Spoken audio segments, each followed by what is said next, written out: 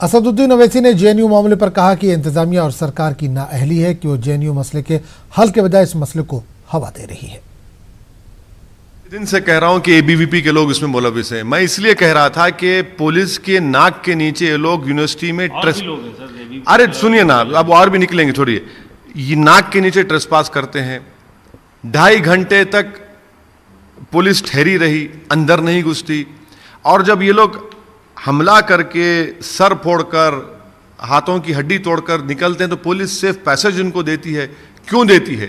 और यही पुलिस जब लॉयर से झगड़ा होता है तो अब इतनी बेबस हो जाती है कि प्रोटेस्ट करती है कि हम नौकरी इसलिए नहीं कर रहे हैं। और यही पुलिस इतनी एग्रेसिव हो जाती है, जामिया मिलिया में घुसकर मारती है जब प्रॉक्टर कह रहा है कि हमने परमिशन नहीं दी।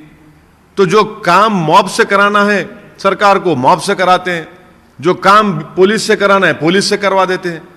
तो और ये जो स्टिंग ऑपरेशन आज हुआ है बहुत अच्छा है। दूध का दूध पानी का पानी हो जाएगा।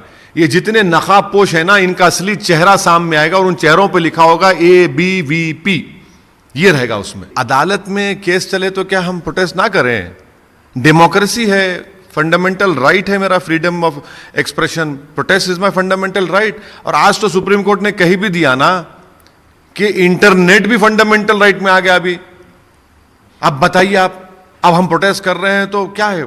हमको कॉन्स्टिट्यूशन पे भरोसा है, हम कॉन्स्टिट्यूशन को इस्तेमाल कर रहे हैं क्योंकि कॉन्स्टिट्यूशन कहता है कि प्रोटेस्ट करो ताकि मुल्क की जमहूरियत मजबूत हो, लोगों में यकीन हो, इसलिए हम प्रोटेस्ट कर रहे हैं। रहा साल सुप्रीम कोर्ट का, तो उनका जो फैसला आएगा वो सर आंखों पे देखेंगे, क्या करता है कोर्ट, सुप्रीम कोर्ट देखेंगे।